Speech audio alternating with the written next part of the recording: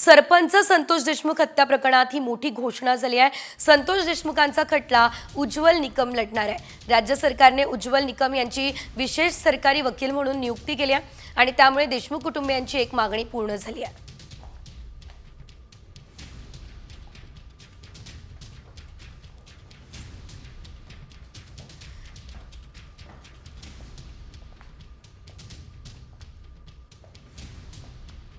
Investigation चालू आहे, त्याच्यामध्ये याचा जास्तीचा फायदा होऊ शकतो आणि आता लवकरच चार्जशीट दाखल होणार आहे। त्यात पण त्यांचा महत्त्वाचा रोल राहील। जे SIT अधिकारी आहेत किंवा CIDचे अधिकारी आहेत त्यांच्यासोबत त्यांना काम करता येईल। आमचा पण तोच उद्देश आहे की हे जे आरोपी आहेत त्यांना फाशी शिक्षा द्या आणि त्यांना फाशीच झाली पाहिजे। या न्यायासाठी गावकऱ्यांनी आणि सगळ्यांनी ही मागणी धरून ठेवली होती। आज मागणी पूर्ण झाली आहे, तर त्यावर आमचं भूमिका एकच आहे की आरोपींना फाशी झाली पाहिजे। राज्याचे मुख्यमंत्री सन्माननीय देवेंद्रजी फडणवीस साहेब यांनी आता ट्विट करून ही माहिती दिलेली आहे। पहिल्यांदा त्यांचं मनापासून आभार, कारण या संतोष देशमुख खून प्रकरणामध्ये पहिल्या दिवसापासून प्रत्येक गोष्टीत पॉझिटिव्ह राहण्याचं काम हे राज्याचे मुख्यमंत्री यांनी त्या ठिकाणी केलेलं आहे आणि उज्ज्वल निकम साहेब यांची जी नियुक्ती केलेली आहे ती माझ्या पत्रावरती केली आणि उज्ज्वल निकम साहेबांचं सुद्धा कन्सेंट दिल्याबद्दल त्यांचा आभार। यामुळं या केसमधले जे आरोपी आहेत हे आता फासावर जाण्यासाठी 100% त्या ठिकाणी मदत होईल। तर मस्साजोगच्या ग्रामस्थांनी 7 मागण्या केल्या आहेत, त्यातील उज्ज्वल निकम यांच्या नियुक्तीची मागणी आता मान्य झाली आहे। आणखी कुठल्या मागण्या आहेत तेही आपण बघूयात। सरकारी वकील म्हणून उज्ज्वल निकम यांची नियुक्ती करावी ही देखील एक महत्त्वाची मागणी होती। केजचे तत्कालीन PI प्रशांत महाजन आणि PSI राजेश पाटील यांना बडतर्फ करावं आणि 6 आरोपी करावं। शिवाय फरार आरोपी कृष्ण आंधळेला लवकरात लवकर अटक करावी। संतोष देशमुख हत्या प्रकरणाचा खटला जलद गती न्यायालयामध्ये अर्थातच फास्ट ट्रॅक कोर्टामध्ये चालवावा। वाशी पोलीस स्टेशनच्या पोलिसांचा CDR तपासून त्यांनाही सह आरोपी करावं। आरोपींना फरार करण्यास मदत करणाऱ्यांनाही सह आरोपी करावं। पोलिसांनी कळंबकडे मृतदेह नेण्याचं षडयंत्र कुणाच्या सांगण्यावरून रचलं याची चौकशी करावी।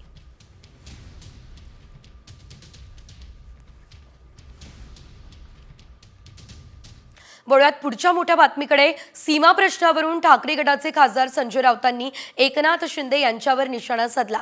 बेळगावचं मणिपूर करायचंय का? बेळगावात एकनाथ शिंदेंना पाठवा, ते कधीच तिथे गेलेले नाही असं म्हणत एकनाथ शिंदे यांच्यावरती आता संजय राऊतांनी सरकारवरती टीका केलेली आहे आणि एकनाथ शिंदे यांच्यावरही टीका त्यांनी केलेली आहे।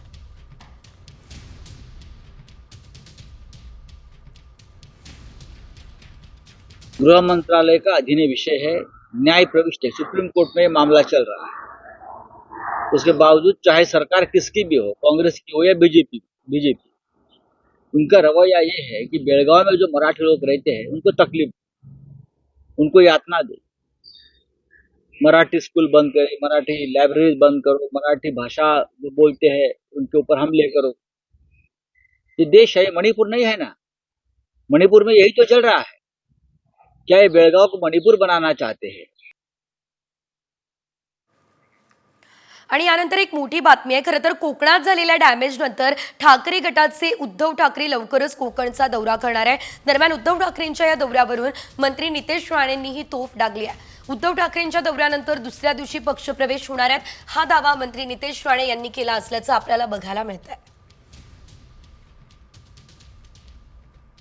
यात्रा काढून कारण आता काय जे काही उभाटामध्ये महाविकास आघाडीमध्ये जे काही सक्षम कार्यकर्ते आहेत, सक्षम हा घाण बोलत नाही, जे सक्षम कार्यकर्ते आहेत ज्यांना आपल्या गावाचा विकास करायचा आहे, शहराचा विकास करायचा आहे, ते आता भारतीय जनता पक्ष आणि महायुतीकडे येणार।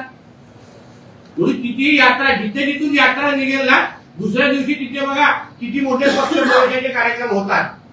म्हणून यात्रेचा रूट आम्हाला द्या, आम्ही तयारीमध्ये राहतो। आणि यानंतर बातम्यांचा वेगवान आढावा. इंद्रजित सावंत यांना धमकी आणि शिवीगाळ केल्याचे पडसाद आता नागपूरमध्ये उमटले. प्रशांत कोरटकरने ही धमकी आणि शिवीगाळ केल्याचा आरोप आहे. त्यामुळे मराठा समाजाच्या कार्यकर्त्यांनी नागपूरमध्ये प्रशांत कोरटकरच्या घराबाहेर गर्दी केली असल्याचं बघायला मिळालं. हातात काळे झेंडे घेत त्यांनी जोरदार घोषणाबाजी केली.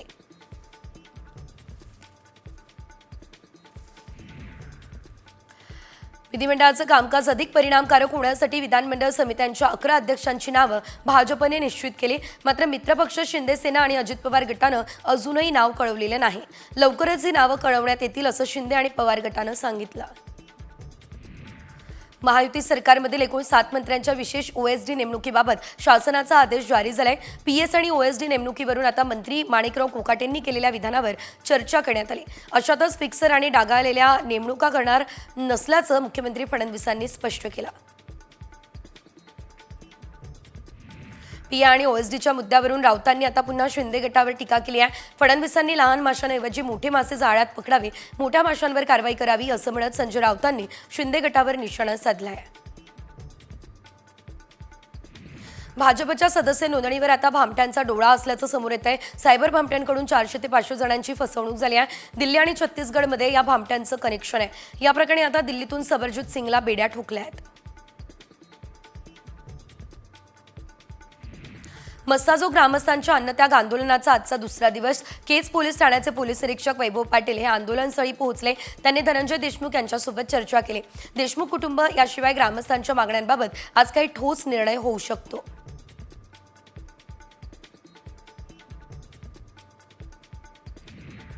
सरपंच संतोष देशमुख प्रकरणी आता मोठी घडामोड घडतीये. उज्ज्वल निकम यांची विशेष सरकारी वकील म्हणून या प्रकरणामध्ये नियुक्ती करण्यात आलेली आहे.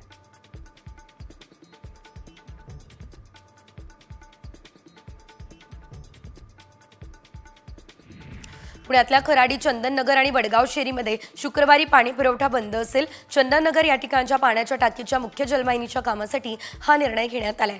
शनिवारी उशिरा कमी दाबानं पाणी पुरवठा होईल असं महापालिकेच्या पाणी पुरवठा विभागानं सांगितलंय.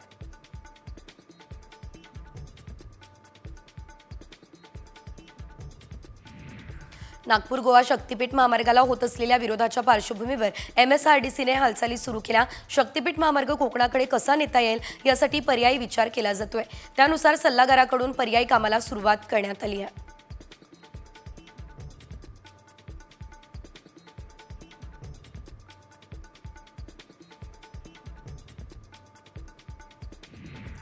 विरार ते जलसार अशा बहुचर्चित रोरो सेवेचा शुभारंभ लवकरच होणार आहे असं सागरी मंडळानं सांगितलंय. रोरो सेवा सुरू होण्यासाठीचे काम जवळपास अंतिम टप्प्यात आहे. हे काम पूर्ण झाल्यानंतर या सेवेचा शुभारंभ केला जाईल. ही सेवा विरार ते पालघर आणि पालघर ते विरार असा प्रवास करणाऱ्यांसाठी वेळ वाचवणारी ठरणार आहे.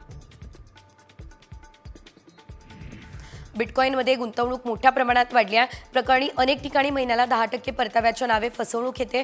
तर तब्बल 6,600 कोटी रुपयांच्या घोटाळा प्रकरणामध्ये मंगळवारी सीबीआयनं महाराष्ट्रामध्ये 5 शहरांमध्ये तर देशभरात 60 ठिकाणी धाड टाकली आहे. त्र्यंबकेश्वर मंदिरात अभिनेत्री प्राजक्ता माईच्या नृत्याचा कार्यक्रम होणार आहे. नटरंग अकादमी यंदा शिवार्पण मस्तू या नृत्याचा कार्यक्रम आयोजित करते. यात इतर कलाकारांसोबत प्राजक्ता माई नृत्य सादर करेल. त्र्यंबकेश्वर देवस्थानचे विश्वस्त पुरुषोत्तम कडगल यांनी या संदर्भात माहिती दिली. मुंबईमध्ये 25 फेब्रुवारीचा दिवस या महिन्यातला सर्वात जास्त उष्ण दिवस आहे. मुंबईचा पारा 39 अंशांवर गेलाय. उन्हामुळे एकीकडे घाम तर दुसरीकडे प्रदूषणामुळे मुंबईकरांची चिडचिड झाली आहे. दुपारी ऊन जास्त आहे आणि असं असल्यानं त्या काळात बाहेर जाणं टाळावं हे आवाहन आरोग्य तज्ज्ञांनी केलं आहे. बीडमध्ये अवैध वाळू वाहतूक करणाऱ्यांवर प्रशासनानं कारवाई केली. या प्रकरणी जिल्हाधिकाऱ्यांनी 40 टिप्पर मालकांना 150 कोटींचा दंड ठोठावला. त्यांनी दंड न भरल्यास त्यांच्या जामिनावरती बोजा चढवण्याचे आदेश हे आता देण्यात आलेले आहेत. नागपूरकरांसाठी बातमी महत्त्वाची आहे, कारण शहरातील अनेक भागात उद्या दिवसभर पाणी बंद असेल. उद्या सकाळी 10 ते शुक्रवार सकाळी 10 पर्यंत पाणी नसणार आहे. उन्हाळा सुरू झालेला आहे आणि त्या पार्श्वभूमीवरती देखभाल दुरुस्तीसाठी महानगरपालिकेकडून शहरातल्या अनेक भागामध्ये उद्या पाणी पुरवठा बंद ठेवला जाईल. नागपुरात उद्या अनेक भागात पाणी पुरवठा बंद असेल. उन्हाळ्याच्या पार्श्वभूमीवर देखभाल दुरुस्तीसाठी पाणी पुरवठा बंद असणार अशी माहिती सध्या तरी देण्यात आली आहे. त्यामुळे पाणी जपून वापरण्याचं आवाहन करण्यात आलेलं आहे. Sitabardi command area, Vanjarinagar, Reshimbagh command area, central railway line यासह अनेक ठिकाणी पाणी नसणार आहे. पश्चिम विदर्भातल्या 290 पाणी प्रकल्पांमध्ये 54% जलसाठा आहे. आगामी काळात पश्चिम विदर्भाला पाणी टंचाईची झळ बसती आहे. पश्चिम विदर्भात 9 मोठे, 27 मध्यम आणि 253 लघु पाणी प्रकल्पांचा समावेश आहे. नाशिकमध्ये भांगेच्या गोळ्या तयार करणारा कारखाना उद्ध्वस्त करण्यात आला. भांग विक्री करणाऱ्यांना दोघांनाही पोलिसांनी ताब्यात घेतलं. कारखान्यावर छापा टाकला. 6,72,000 रुपयांचा मुद्देमाल हस्तगत केला. नाशिक पोलिसांच्या अंमली पदार्थ विरोधी पथकानं कारवाई केली आहे. या प्रकरणी पोलिसात गुन्हा सुद्धा दाखल करण्यात आला आहे.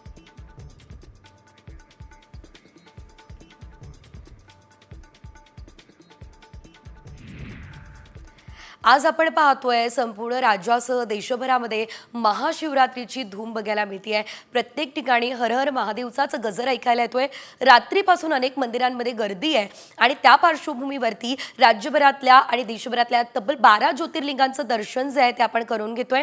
महाशिवरात्रीमध्ये बीडमधील कंकालेश्वर मंदिराला आकर्षक विद्युत रोषणाई झाली आहे. बीड शहराचे ग्रामदैवत असलेल्या कंकालेश्वर मंदिरात महाशिवरात्री निमित्त यात्रा असते. केवळ बीडच नाही तर विविध ठिकाणांहून भाविक दर्शनासाठी न चुकता या ठिकाणी येत असतात.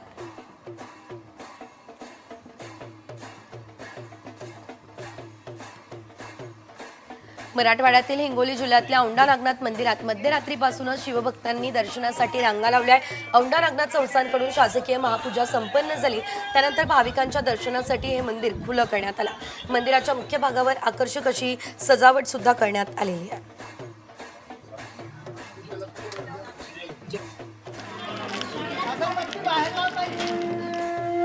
महाशिवरात्री निमित्त नागपूरच्या कल्याणेश्वर मंदिरामध्ये सकाळपासून भाविकांची आपल्याला गर्दी बघायला मिळालेली आहे. शिवरात्री निमित्त शिवलिंगावर विधिवत पूजा अर्चना करत रुद्राभिषेक करण्यात आलाय. शिवपिंडीवर फुलांच्या सुंदर सजावटीने भाविकांचं लक्ष वेधून घेतलंय.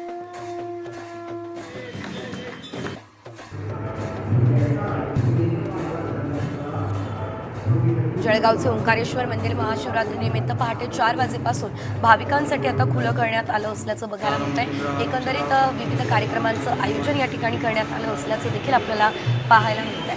मंदिरात 7 विशेष पर्वांमध्ये शिव अभिषेक करण्यात येणार आहे. भाविकांना दर्शनाचा लाभ घेता यावा यासाठी पाईप रेलिंग सुद्धा लावण्यात येणार आहे.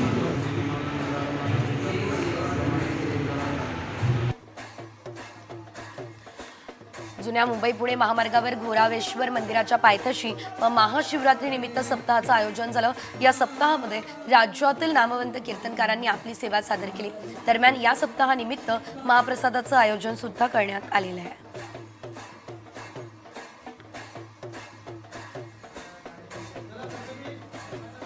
आज महाशिवरात्रीच्या निमित्तानं रायगडमध्ये शंकराच्या मंदिरात मोठी गर्दी झाली असल्याचं बघायला मिळालेलं आहे. याशिवाय पहाटेपासूनच अभिषेक विधिवत पूजन सुरू करण्यात आलेलं आहे. शिवाय शिवकालीन वीरेश्वर मंदिरात आजपासून छबिना उत्सवाला सुद्धा सुरुवात झालेली आहे.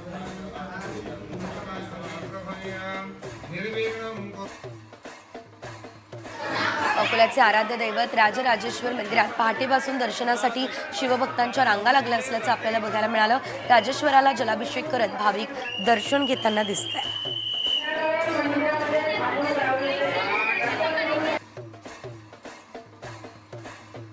अंबरनाथ येथील प्राचीन शिवमंदिरात लाखो भाविकांनी मध्यरात्रीपासून दर्शनासाठी गर्दी केलेली आहे आणि हे मंदिर प्राचीन असून 5 ते 6 लाख भाविक या ठिकाणी दर्शनासाठी येतात.